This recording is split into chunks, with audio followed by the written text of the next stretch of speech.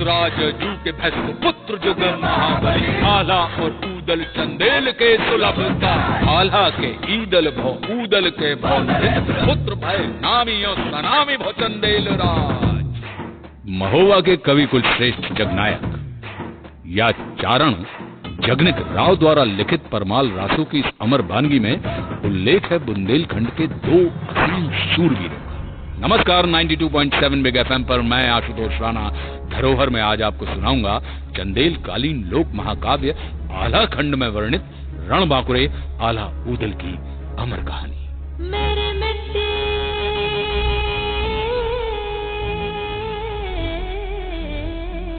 के धरोहर है। ये कहानी उस वक्त की है जब दिल्ली के राज सिंहासन पर महाराज पृथ्वीराज चौहान विराजमान। उन्होंने अपने आसपास के लगभग सभी राजाओं को अपने अधीन कर लिया था, लेकिन कन्नौज के राजा जयचंद और कालिंजर के चंदेल राज परमाल ने पृथ्वीराज चौहान के आगे अपना सर नहीं झुकाया था। राजा परमाल का विवाह उरई के राजा वासुदेव की बेटी मलहना के साथ हुआ था। मलहना की दो छोटी बहनें भी थी, देवलदे और तिलका, जिनका विवाह राजा परमाल के दो वीर सेना नायक और सगे भाई दक्षराज और वत्सराज के साथ हुआ था। इस विवाह से महारानी मलहना इतनी खुश हुई कि उन्होंने देवलदे और दक्षराज के लिए दहसरपुरवा में एवं तिलका और वत्सराज के लिए सिरसा में दो अलग अलग भव्य महल बनवा दिए। उन्हीं दिनों राजा परमाल ने महोबा को अपनी नई राजधानी घोषित किया था।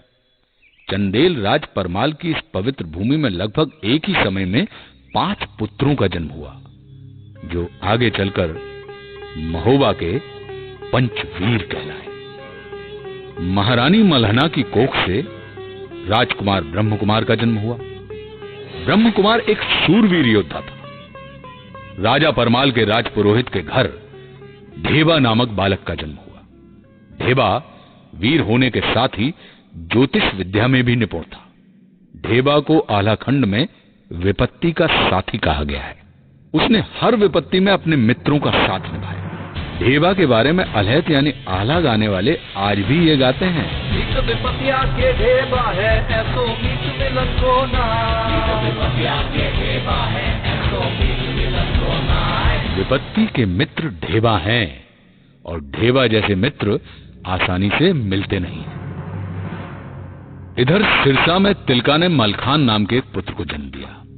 कहते हैं कि मलखान का शरीर वज्र की तरह कठोर था और युद्ध भूमि में वो अंगद की तरह पांव जमा कर लड़ता था। क्या पांव पिछाड़ी तैन न जाने जंगा टेक लड़े मलखान, यानी पांव को पीछे नहीं जाने देता था और अपनी जांघों को टेक कर लड़ता था मलखान। इधर दहसरपुरवा में देवलदे ने भी एक पुत्र को जन्म दिया, जिसका नाम आल्हा रखा गया।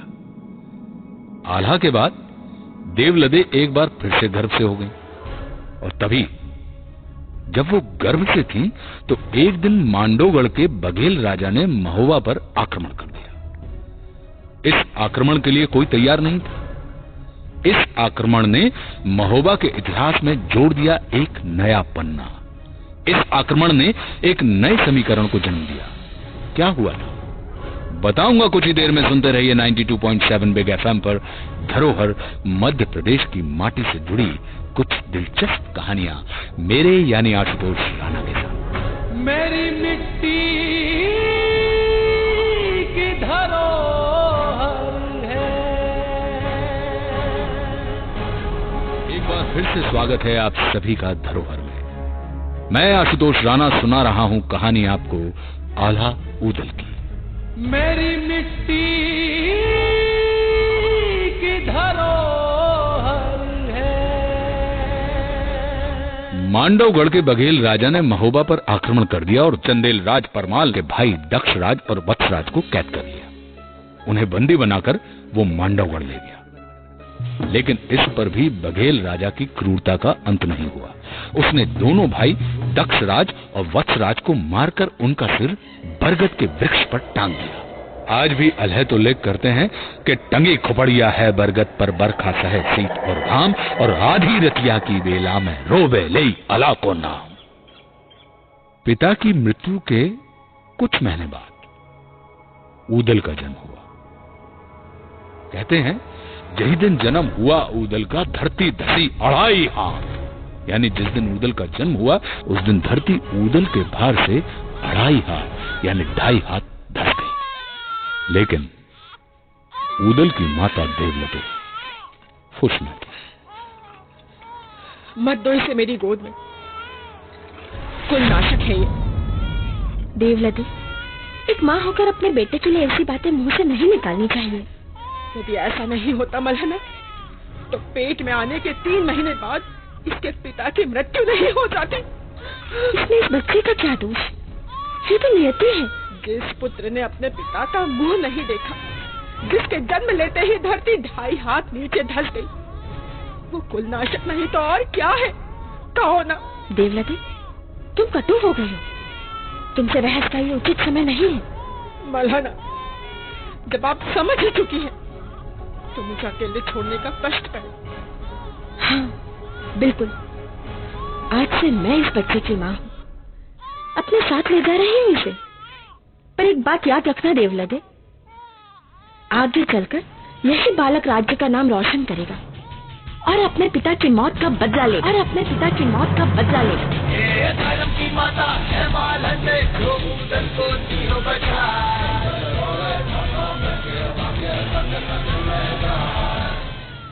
धर्म की माता है मालंदे, जो ऊदल को लिए बचाए। राजा परमाल ने महोबा के इन 5 वीर आला, ऊदल, मलखान, ब्रह्मकुमार और ढेबा को एक साथ पढ़ाया लिखाया तथा अस्त्र शस्त्र को चलाने की कला से रूबरू कराया। देखते ही देखते 5 बालक अपनी किशोरावस्था पार कर गए। साथ ही साथ इनकी बहादुरी के किस्से पूरे प्रांत भर में फैल गए थे। इन सब में ऊदल की वीरता से राजा परमाल काफी प्रभावित थे। एक दिन वो अपने राज दरबार में बैठकर ऊदल की वीरता की चर्चा अपने सभासदों के सामने कर रहे थे कि तभी आला ऊदल का मामा माहिल वहां आ पहुंचा। माहिल ने महाराज की बातें सुनी और माहिल महाराज से कहने लगा, क्षमा करें महाराज, ऊदल तो साधारण सिपाही है, वो कब से तलवार बांधने लगा। भांजे की वीरता से मामा प्रभावित नहीं था। माहिल किस ओर इशारा करना चाह रहा है बताऊंगा कुछ ही देर में। सुनते रहिए 92.7 बिग FM पर धरोहर, मध्य प्रदेश की माटी से जुड़ी कुछ दिलचस्प कहानियां मेरे यानी आशुतोष राणा के साथ। मेरी मिट्टी की धरोहर है। 92.7 बिग FM पर फिर स्वागत है आपका। मैं आशुतोष राणा सुना रहा हूं कहानी आला ऊदल की। मेरे मिट्टी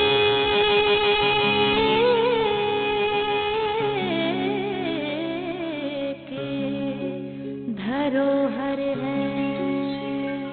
ऊदल की वीरता से राजा परमाल काफी प्रभावित थे। एक दिन वो अपने राज दरबार में बैठकर ऊदल की वीरता की चर्चा अपने सभासदों के सामने कर रहे थे। आला, ऊदल, मलखान, ब्रह्मकुमार और ढेबा, ये 5 इस आयु में भी बड़े बड़े योद्धाओं से कम नहीं है। और ऊदल की तलवार और युद्ध कौशल का तो क्या कहना। वाह। कि तभी आला ऊदल का मामा माहिल वहां आ पहुंचा। माहिल ने महाराज की बातें सुनी और माहिल महाराज से कहने लगा, क्षमा करें महाराज, किंतु ऊदल तो एक साधारण सिपाही है, वो कब से तलवार बांधने लगा। माना कुछ छोटे मोटे युद्ध जीत लिए होंगे ऊदल ने, किंतु छोटे मोटे युद्धों से कोई शूरवीर तो नहीं बन जाता ना महाराज। ऊदल तो एक साधारण सिपाही है महाराज। माहिल, तुम अपनी सीमाएं भूल रहे हो। पूरे राज दरबार में बैठे सभी सामंत एवं राजा परमाल खुद इस बात से चौंक गए। सब उत्सुकता से माहिल की तरफ देखने लगे। क्षमा महाराज, किंतु यदि ऊदल वीर होता तो मांडवगढ़ में उसके बाप का सर आज तक टंगा नहीं रहता महाराज। जब तक दक्षराज और वत्सराज के सर मांडवगढ़ से लाकर उनका अंतिम संस्कार नहीं कर दिया जाता, तब तक उनकी आत्मा को मुक्ति नहीं मिलेगी महाराज। तो अगर उदल वीर है तो इस कार्य को पूरा करके दिखाए, क्योंकि बाप का बैरी जो ना मारे तो कर मांस गीध ना खाए। बाप का बैरी जो ना मारे तो कर मांस गीध न खाए, यानी जो बाप के शत्रु का वध नहीं कर सकता उसका मांस गिद्ध भी नहीं खाता। पूरे दरबार में सन्नाटा फैल गया। राजा परमाल ने माहिल की इस बात को काटने की कोशिश की। वो माहिल को चुप कराना चाहते थे ताकि ये बात ऊदल के कानों तक ना पहुंचे, लेकिन चुनौतियां खुद चलकर यदि शूरवीरों के पास नहीं आती हैं तो कहा जाता है कि शूरवीर खुद चलकर चुनौतियों के पास पहुंच जाते हैं। चलती हुई बातों के बीच ऊदल वहां पर आ पहुंचे। माहिल, तुम चाहते क्या हो कि प्रतिशोध की आग में इनके भी सिर वहीं टंगे मिले? बस थोड़ा समय और। किस बात की चर्चा चल रही है महाराज? किसका सर कहाँ टंगा है? तो कुछ नहीं उदल। आओ भांजे उदल, तुम्हारी ही बात हो रही थी। माहिल, अरे बताने दीजिए ना महाराज। अभी तो आप प्रिय उदल की शूरवीरता के किस्से सुना रहे थे। अब जब शूरवीरता सिद्ध करने का अवसर है तो किस बात से भयभीत हो रहे हैं? और यदि अपने ही लोग यह नहीं जानेंगे तो कौन जानेगा? प्रिय उदल, मांडवगढ़ में तुम्हारे किसी पूर्वज की खोपड़ी टंगी है। अब तुम अपनी माँ से जाकर पूछो कि यह खोपड़ी किसकी है, वो ही बता पाएंगे, क्योंकि मैं तो बता नहीं पाऊंगा। राजा परमाल की लाख कोशिश के बाद भी सच ऊदल के सामने आ चुका था। वे एक क्षण के लिए भी राज दरबार में नहीं रुके। माँ, सच सच बताना माँ, हमारे कुल के किस पूर्वज की खोपड़ी मांडवगढ़ में टंगी है? खोपड़ी? कैसी खोपड़ी?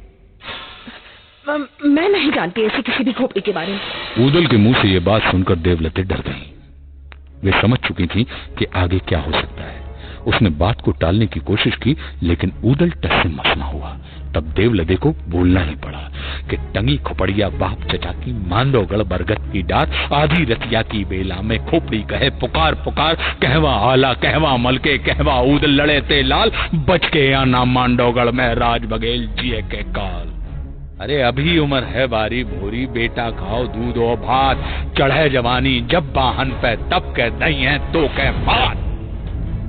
मैं तुम्हारी भावनाओं को समझती हूँ पुत्र, किंतु इस समय तुम युद्ध के लिए तैयार नहीं हो। अभी उम्र ही क्या है तुम्हारी? माँ, क्षत्रिय की उम्र नहीं देखी जाती। अभिमन्यु ने चक्रव्यूह में अपना पराक्रम दिखाया था। लव कुश ने पराक्रमी राम को कड़ी टक्कर दी थी, तब उनकी उम्र क्या थी? और फिर राम लक्ष्मण की क्या उम्र थी जब वो राक्षसों से लड़े थे? देवलते ऊदल के तर्कों को काट न सकी। तभी उसने ऊदल को मलहना के पास ले जाने की सोची। मलहना ऊदल की धर्म माता थी। देवलते को महसूस हुआ कि अपनी धर्म माता की बात ऊदल अवश्य सुनेगा। क्या कहा मलहना ने ऊदल से? क्या ऊदल ने मलहना की बात मानी?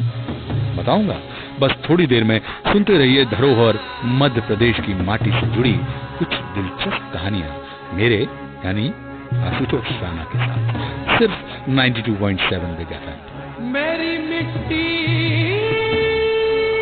की धरोहर है। 92.7 बिग एफएम पर आप सुन रहे हैं धरोहर, जहां मैं आशुतोष राणा सुना रहा हूं आपको कहानी आल्हा ऊदल की।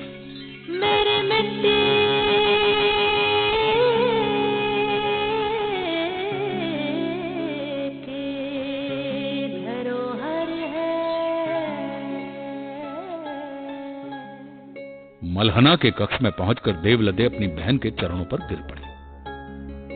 मलहना को सारी घटनाओं की खबर पहले ही मिल चुकी थी। उसने देवलते को ऊपर उठाया और अपने पास बैठाया। फिर उसने ऊदल की ओर देखा। हमारे पुत्र ने पहली बार युद्ध में जाने की इच्छा जाहिर की है देवलते। हमें उसे रोकना नहीं चाहिए। अपने प्राण का मोह तो कायर और मूर्ख करते हैं। इस संसार में जितने दिन के लिए जो आया है, विधाता भी उससे वो दिन छीन नहीं सकते। लेकिन एक बात याद रहे बेटा, शत्रु कुछ भी करे, तुम हमेशा धर्म युद्ध करना। मलहना ने ऊदल को धर्म युद्ध के पाठ पढ़ाए। वे ऊदल से बोली कि बेटा, हमेशा धर्म युद्ध करना, कभी किसी से डरना नहीं, शरण में आए व्यक्ति की हमेशा रक्षा करना, बालक, बूढ़े और स्त्री पर कभी हाथ ना उठाना, युद्ध में जिस सैनिक के पास हथियार ना हो उस पर वार मत करना और भागते हुए सैनिक को तो कभी भी मत मारना, कभी भी शत्रु से पहले हथियार ना चलाना। अपनी धर्म माता की सीख को गांठ बांधकर ऊदल राजा परमाल से आज्ञा लेने के लिए पहुंच गए। राजा परमाल ने मांडोगढ़ में इंतजार कर रही मुसीबतों से ऊदल को अवगत करा दिया। ऊदल, हमारी बात ध्यान से सुनो। मांडोगढ़ लोहे की दीवारों से घिरा हुआ है और चारों तरफ गहरी खाई है और खाई के चारों ओर बबूल के वन। ऐसे दुर्ग को भेदना दुष्कर है, कैसे कर पाओगे? और अभी तुम्हारी उम्र ही क्या है? क्षत्रिय की उम्र ज्यादा होनी भी नहीं चाहिए महाराज। 12 बरस लोग फूकर जीवे, 13 लोग जिए सिया, बरस 18 छतरी जीवे, ज्यादा जीवे तो धिक्कार। तुम्हारी वीरता पे हमें कोई संदेह नहीं है ऊदल, किंतु भय शत्रुओं की कुनीतियों का है। मैं नहीं जानता कि तुम लोग ये कैसे कर पाओगे, पर इतना जरूर बता सकता हूं कि युद्ध में केवल शक्ति नहीं अपितु युक्ति की भी आवश्यकता होती है। यदि पराक्रम के साथ बुद्धि का भी उचित उपयोग किया जाए तो तुम्हारी विजय निश्चित है।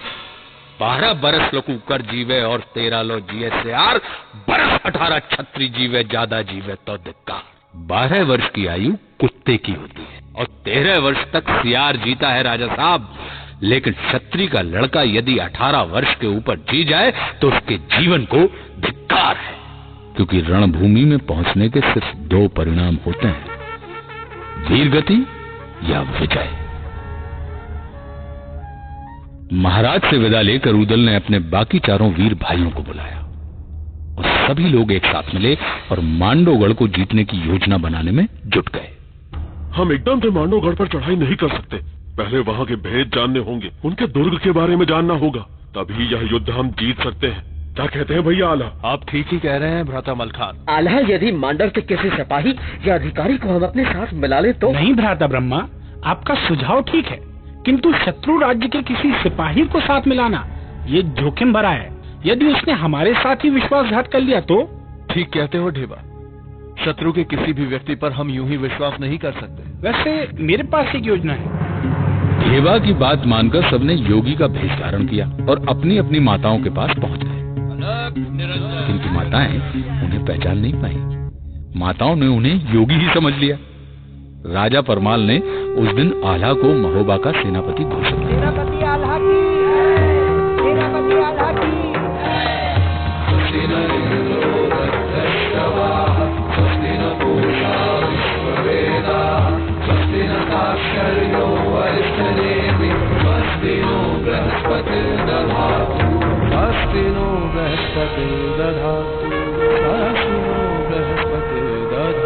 राजा परमाल ने उसे किरलिया नामक घोड़ा दिया, ब्रह्मा को हरनागर नाम का घोड़ा दिया, मनोरथ नाम का घोड़ा ढेबा को मिला और बेंदुला नामक घोड़ा ऊदल को और मलखान को कबूतरी नाम की घोड़ी दी। महोबा की सेना तैयार थी और मांडोगढ़ की ओर कूच कर गई।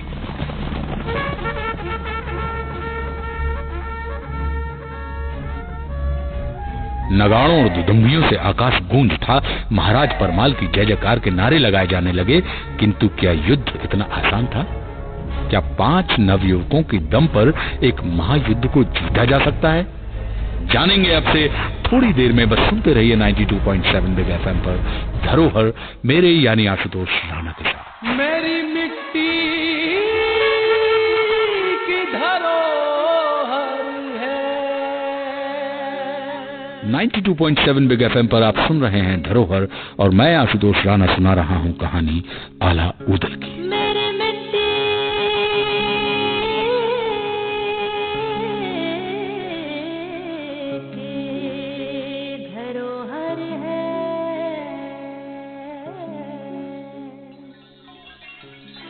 मांडवगढ़ की ओर कूच करने के कई दिन बाद महोबा की सेना ने मांडवगढ़ राज्य की सीमा के पास ही बबूरी वन यानी बबूल के जंगल में पड़ाव डाल दिया। सेना की बागडोर राजकुमार ब्रह्मा के हाथों में सौंपी गई।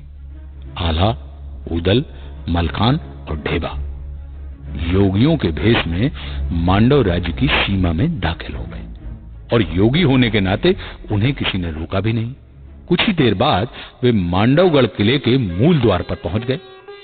द्वारपाल ने उन्हें रोक लिया। ठहरिए। अलख निरंजन, कहो वत्स, क्या समस्या है? आप लोग कहाँ से आ रहे हैं? सुदूर हिमालय से। इतनी दूर से? कोई विशेष काम? वत्स, हम सन्यासी हैं, हिमालय से चले हैं दक्षिण के हिंदू सागर तक। रास्ते में तुम्हारा ये नगर आ गया, इसलिए हमने सोचा कि इस नगर की सेवा ग्रहण कर लें। सुना है यहाँ के राजा बड़े दयालु हैं। वो तो ठीक है, लेकिन यहाँ ठहरेंगे कितने दिन? अगर सन्यासी को ये पता होता कि वो कितने दिन ठहरने वाला है तो फिर वो सन्यासी ही क्यों होता? मन हुआ तो सालों, वरना एक क्षण।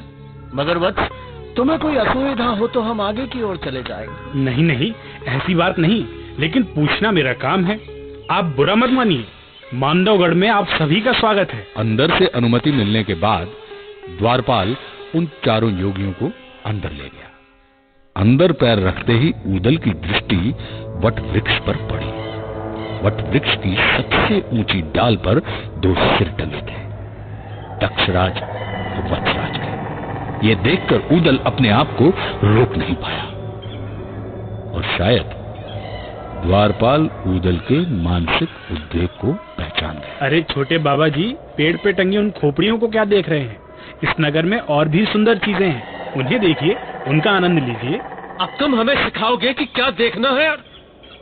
आल्हा ने हालात को संभालते हुए कहा, स्वामी उदयानंद, आप सन्यासी हैं, किंतु पेड़ पर दो शीश देखकर उद्विग्न हो गए। सन्यासी को किसी घटना से विचलित होना शोभा नहीं देता। एक सन्यासी के लिए मृत्यु अंतिम सत्य नहीं होता। क्षमा करें गुरुदेव, भावना के ज्वार को रोक नहीं पाया, किंतु इतना विभत्स कृत्य कौन कर सकता? अरे स्वामी जी, हमें इन सबसे क्या लेना? आप पधारे हमारी नगरी में। योगी आगे बढ़ गए। जब सारे योगी रनिवास में रानी कुशला के पास पहुंचे तो उनका बहुत आदर सम्मान किया गया। फिर रानी ने उनसे भजन गाने का आग्रह किया। आल्हा ने अपनी डबली निकाली, मलखान ने मृदंग और ढेबा ने बांसुरी, और ऊदल तो अपने मीठे स्वर में गाने लगे और उन्होंने वहां पर समा बांध दिया। हरि दर्शन की प्यासी अखियां, हरि दर्शन की प्यासी अखियां, हरि दर्शन की प्यासी अखियां, हरि दर्शन की प्यासी। देखो चाहत कमल नयन को, निस दिन रहत उदासी अखियां, हरि दर्शन की प्यासी अखियां।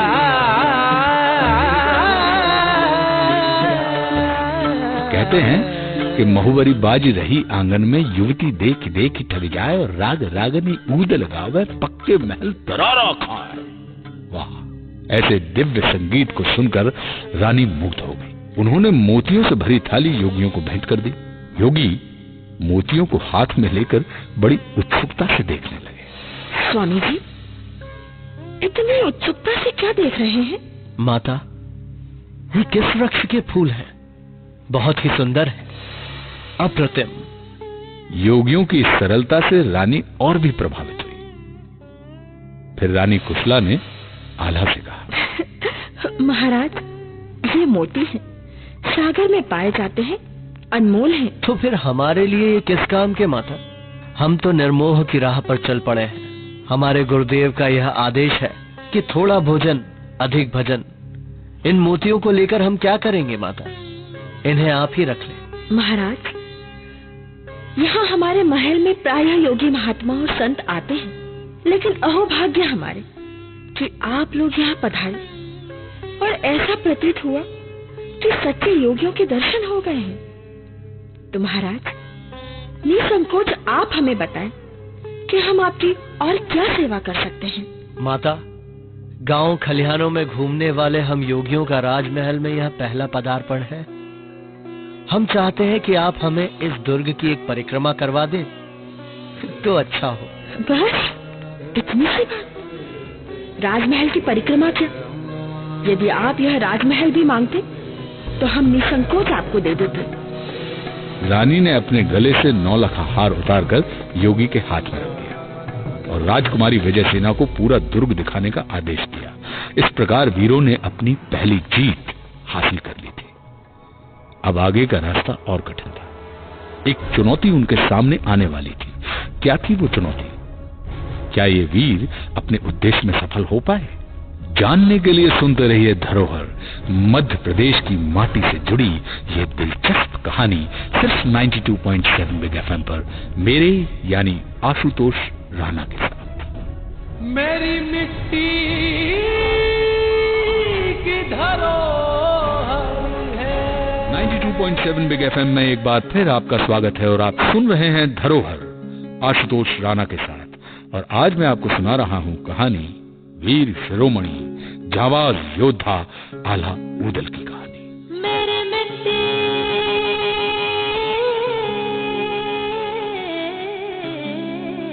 की धरोहर है। राजकुमारी विजयसेना योगियों को लेकर दुर्ग दिखाने निकल पड़ी। वो ऊदल के साथ साथ चल रही थी।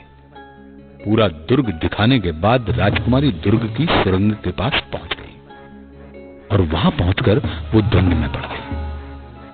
उसने मन ही मन सोचा कि इन योगियों को दुर्ग का गुप्त रास्ता या सुरंग दिखाई जाए या नहीं। एक तरफ मां का आदेश और दूसरी तरफ राज्य की सुरक्षा का प्रश्न। ऊदल ने राजकुमारी के हाव भाव से यह समझ लिया था कि राजकुमारी विजयसेना कुछ छुपा रही है। ऊदल ने बड़ी दृढ़ता से राजकुमारी को समझाया। अलख निरंजन, हमें ज्ञात हो रहा है कि आप हमसे कुछ छुपा रही हैं राजकुमारी। देखिए, आपको रानी मां ने आदेश दिया है कि आप हमें इस दुर्ग की पूरी परिक्रमा करवाएं। हम योगी हैं, अगर आप ऐसा नहीं करेंगी तो हम श्राप दे देंगे और तब ना ये दुर्ग बचेगा न राजशाही।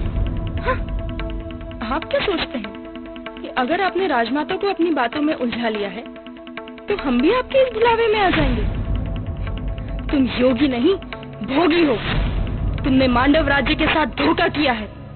मैं जानती हूँ तुम महोबा के वीर ऊदल हो। विजय सेना की बात सुनकर सबके पैरों तले से जमीन खिसक गई। राजकुमारी ने ऊदल को पहचान लिया था, मगर कैसे, ये किसी को समझ नहीं आ रहा था।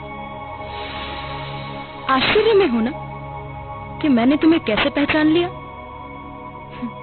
याद करो, जब सिरोंज के महाराज की बेटी का विवाह हुआ था तब तुम बारातियों में थे। तुम्हारी वीरता की कहानियां मशहूर हो चुकी थी। बारातियों के साथ तुम केसरिया पाग पहनकर बेंदुला घोड़े को नचाते हुए आगे बढ़ रहे थे। तभी मेरी सहेलियों ने मुझे बता दिया था कि तुम महोबा के वीर ऊदल हो। लेकिन अब मुझे ये बात समझ में नहीं आती कि इतने महान वीर को पीठ पर छुरा घोंपने जैसे इस कायरतापूर्ण प्रपंच की रचना क्यों करनी पड़ी? ये कहकर राजकुमारी विजयसेना ने अपनी तलवार निकाल ली। ऊदल ने बड़े शांत भाव से राजकुमारी को समझाया। राजकुमारी, कायर नहीं है। आपके पिता ने धोखे से हमारे पिता और चाचा को मार उनकी खोपड़ियां यहाँ पेड़ पर टांग दी। वो बड़ी शूरवीरता थी।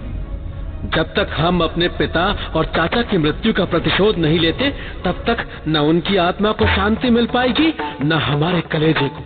आप चाहें तो अभी अपने पिता को हमारे बारे में बता सकती हैं। हम भागेंगे नहीं, लेकिन प्रतिशोध लेकर रहेंगे। ऊदल ने राजकुमारी को अपने पिता बघेल राज जंबे को बुलाने का जिक्र किया, लेकिन राजकुमारी स्वयं ऊदल के सम्मुख समर के लिए तत्पर हो चुकी थी। तभी ऊदल को धर्म युद्ध के नियम याद आ गए। दोनों ने तलवारें तान ली और युद्ध छिड़ गया। राजकुमारी एक कुशल योद्धा की तरह ऊदल पर वार करती रही और ऊदल सिर्फ अपने आप को बचाते रहे, क्योंकि उनके दिमाग में अपनी मां मुल्हना का आदेश गूंज रहा था कि स्त्री के ऊपर अस्त्र नहीं उठाने चाहिए। अचानक घटी इस घटना ने सबको भौचक्का कर दिया था। आल्हा, ढेबा और मलखान अचंभित खड़े देख रहे थे। कुछ देर तक वार करने के बाद राजकुमारी थक हार कर बेहोश हो गई। तभी सबने मिलकर राजकुमारी को हवा की, पानी के छींटे उसके मुंह पे मारे। जब राजकुमारी होश में आई तो उसका अभिमान पिघलकर पानी हो चुका था। वीर उदल, तुम्हारे बारे में जो कुछ भी सुना था, तुम उससे ज्यादा बहादुर और धर्मप्रिय हो। ये सत्य है कि मेरे पिता ने तुम्हारे पिता के साथ अधर्म युद्ध किया था, लेकिन तुम्हें धर्म युद्ध का भली भांति ज्ञान है। इसलिए तुम्हारे इस युद्ध में अब मैं तुम लोगों के साथ हूँ। अब मैं जो कहने जा रही हूँ उसे ध्यान से सुनो। ये जो सामने दीवार है, उसके पीछे एक सुरंग है जो यहाँ से कोसों दूर बबूरी वन में निकलती है। ये दुर्ग सब तरफ से इतना सुरक्षित है कि किसी और रास्ते से यहाँ प्रवेश कर पाना तुम लोगों के लिए शायद नामुमकिन हो। सुरंग का दूसरा मुंह बबूरी वन में खुलता था। बबूरी वन यानी बबूल के जंगल, जहां महोबा के सैनिकों ने अपना पड़ाव डाला था। ये भेद खुलने के साथ ही महोबा के वीरों ने युद्ध जीतने की सबसे महत्वपूर्ण चाबी हासिल कर ली थी। इस युद्ध का परिणाम क्या हुआ? क्या महोबा के 5 युवा महावीर महोबा की खोई प्रतिष्ठा को पुनर्प्रतिष्ठित कर पाएंगे? जानने के लिए सुनते रहिए धरोहर मध्य प्रदेश की माटी से जुड़ी ये दिलचस्प कहानी मेरे यानी आशुतोष राणा के साथ। मेरी मिट्टी की धरोहर है। 92.7 बिग FM पर आप सुन रहे हैं धरोहर, जहां मैं आशुतोष राणा आपको सुना रहा हूं कहानी बुंदेलखंड के शूरवीर आला उदल की। मेरी मिट्टी की धरोहर है। मेरे पिता ने निश्चय ही तुम्हारे पिता के साथ अधर्म युद्ध किया था, लेकिन अब मैं तुम्हारे साथ हूँ। अगले दिन सुबह तड़के महोबा की सेना ने मांडोगढ़ दुर्ग पर आक्रमण कर दिया। आक्रमण की खबर सुनते ही बघेल राज जंबे ने अपने दोनों पुत्र राय करिंगा और सूरज को बुलाया। राय करिंगा और सूरज अपने समय के बड़े शूरवीर योद्धा माने जाते थे। बघेल राज जंबे ने युद्ध की बागडोर अपने पुत्रों के हाथ में सौंप दी।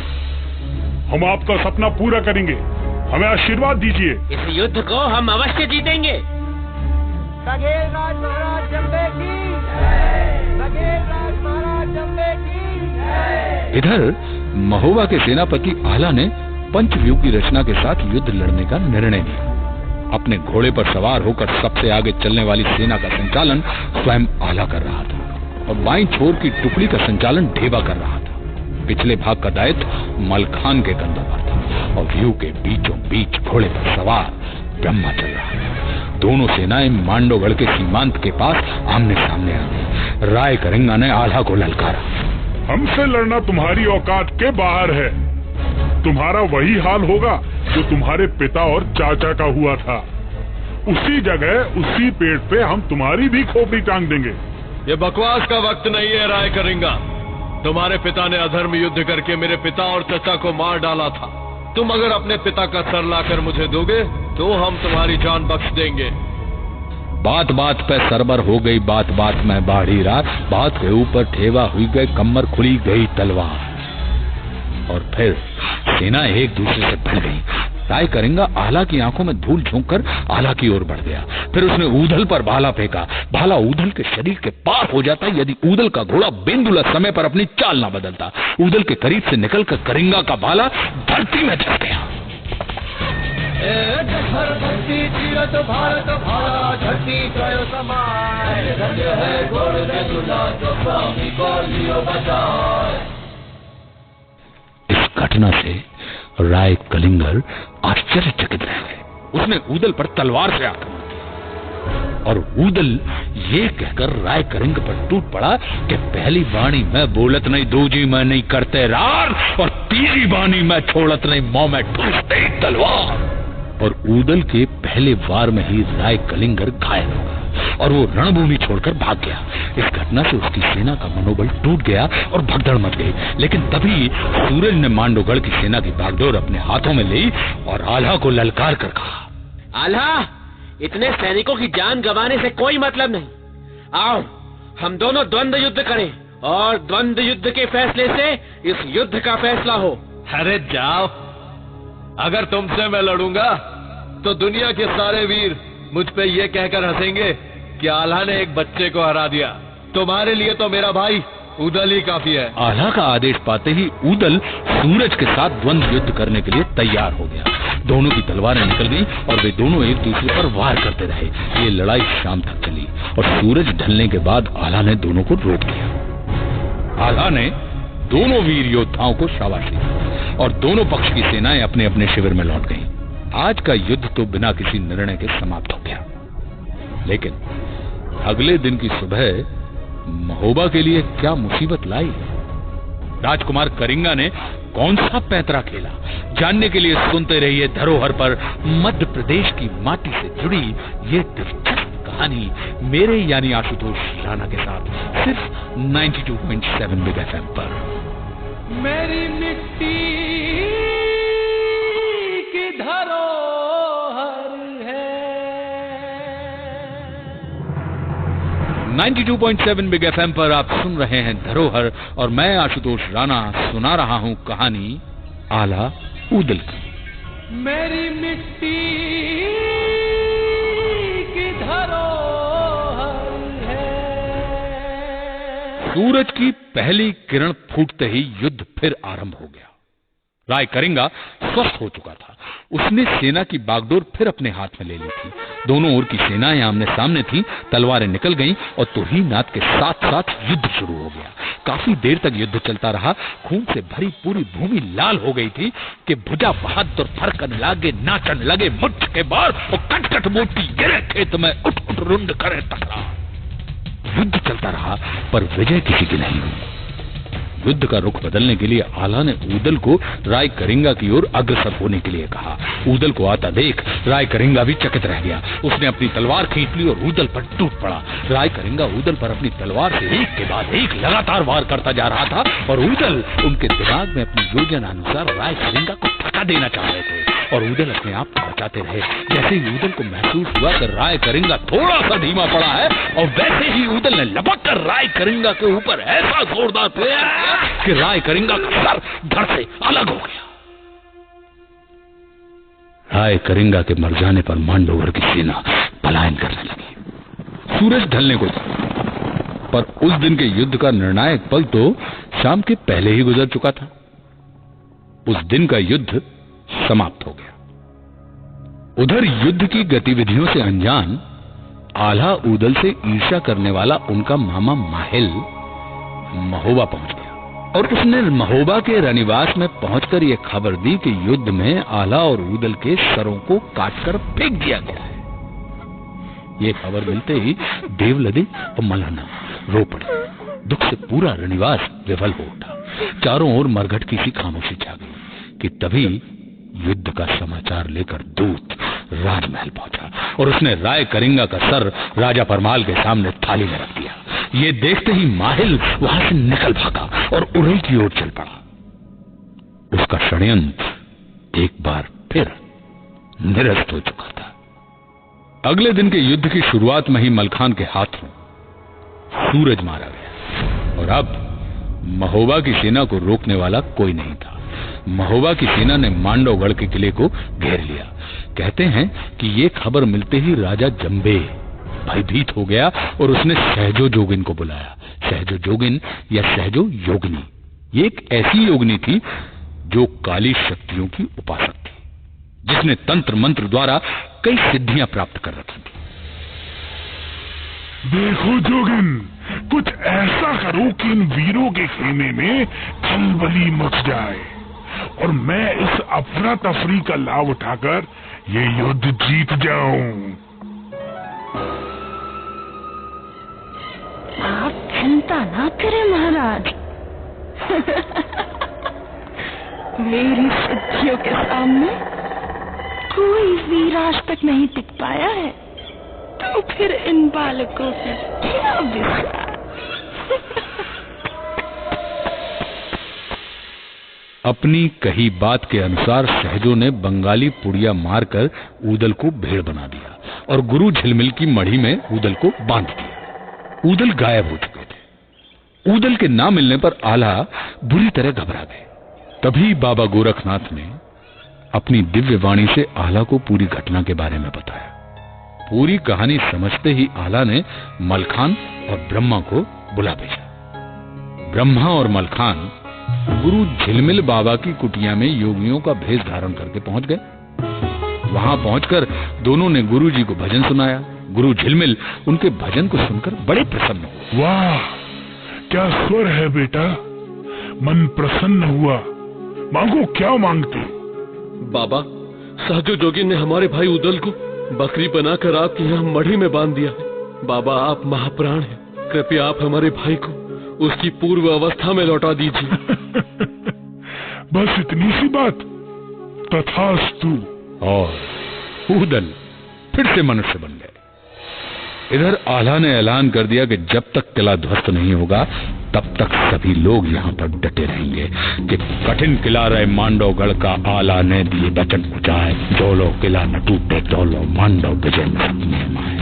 जब तक मांडवगढ़ का किला ध्वस्त नहीं होगा हमारी विजय स्वप्न की जैसी है। कुछ देर कोशिश करने के बाद किले का द्वार टूट गया, लेकिन अंदर राजा जंबे कहीं नहीं दिखा। उधर से लौटते वक्त 3 वीरों को रास्ते में सहज जोगिन मिल गई। उन्होंने जोगिन का जूड़ा काट लिया जिसमें उसकी काली शक्तियों का वास था और किले की ओर बढ़े। जब ये तीनों वीर बबूरी वन के पास यानी बबूल के जंगलों के पास पहुंचे तब एक घुड़सवार सैनिक किले से निकलकर उनके पास पहुंचा। महाबली उदल, सेनापति आला ने संदेश भेजा है कि राजा जंबे कहीं छुप गए हैं और उनका पता नहीं चल रहा है। आप लोगों को दुर्ग में बुलाया है। लगता है जंबे डर गया है। लेकिन वो छुपेगा कहाँ? एक ही जगह हो सकता है और वो है सुरंग। ऊदल ने बबूरी वन की ओर खुलने वाली सुरंग के मुख में आग लगा दी। सुरंग में आग तेजी से फैलने लगी। ब्रह्मा ने कुछ सैनिकों को सुरंग के मुख पर रुकने का आदेश दिया और कहा कि जैसे ही आग समाप्त हो तुम दोबारा आग लगाना। और ये तीनों किले की ओर कूच कर गए। जब ये तीनों किले पर पहुंचे तब उसी समय जंबे सुरंग से बाहर प्रकट हुआ। वो भौरानंद हाथी पर सवार था। भौरानंद हाथी सजवा हो, दाबे बैठो जा, बैठो जा। हाथी चल गए तब जंबे का साथी शोभा कहीं न जा, कहीं न जा। ऊदल ने घोड़ा बढ़ाकर हाथी के माथे पर अपने घोड़े बेंदुला की दोनों टापे हवा दी और हौदे यानी पालकी के ऊपर लगे हुए ध्वज को काटकर फेंक दिया। और ऊदल घोड़े से छलांग लगाकर हौदे पर चढ़ गए और जंबे को बिना कोई मौका दिए जंबे का सर पकड़कर काटकर फेंक दिया। युद्ध समाप्त हुआ।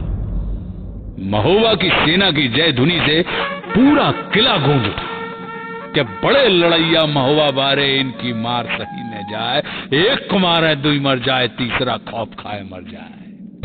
अब लौटने की तैयारी थी। युद्ध जीतने का समाचार जब राजा परमाल के पास पहुंचा तो वे बहुत खुश हो गए। उन्होंने पूरे राज्य में विजय का उत्सव मनाने की घोषणा कर दी। प्रजा में खुशी की लहर दौड़ गई और राजा परमाल ने राजमहल में आम दरबार बुलाया। आला, ऊदल, मलखान, ब्रह्मा और ठेबा ने आकर बड़ों के चरण स्पर्श किए। आल्हा ने ससम्मान अपने पिता दक्षराज और अपने चाचा वत्सराज के सर को निकालकर राजा परमाल के सामने रख दिया। ऊदल ने प्रतिज्ञा पूरी की थी। उसने जंबे का सर निकालकर मलहना के चरणों में रख दिया था और बोला कि बाप का बैरी जो ना मारे, हो का मांस गीध न खाए, और माता हो गई पूरी प्रतिज्ञा, लिया जंबे का शीश उठाए। आला, ऊदल और राजा परमाल की जय जयकार के नारे पूरे राज्य में गूंजने लगे। चारों तरफ खुशियां ही खुशियां थी। लेकिन ये कहानी यहीं खत्म नहीं होती, क्योंकि खुशियों की इस बारिश को कभी ना कभी तो थमना ही था। मांडवगढ़ की जीत के बाद आला ऊदल की कीर्ति चारों तरफ फैलने लगी, पर ईर्ष्या और द्वेष से भरा हुआ उनका मामा माहिल इस बात को स्वीकार नहीं कर पा रहा था, क्योंकि वो आला ऊदल की शक्ति से भली भांति परिचित था। वो जानता था कि यदि आला और ऊदल एक साथ रहेंगे तो विश्व विजय से इन्हें कोई नहीं रोक सकता। इसलिए वो एक नए षड्यंत्र की शुरुआत में जुट गया। क्या था माहिल का ये षड्यंत्र। आज नहीं, अगले हफ्ते क्या होगा जब माहिल चलेगा एक और चाल। सुनिएगा जरूर। धरोहर में मैं आशुतोष राणा सुनाऊंगा आला ऊदल की इस दिलचस्प कहानी का दूसरा भाग, सिर्फ 92.7 बिग FM पर। मेरी मिट्टी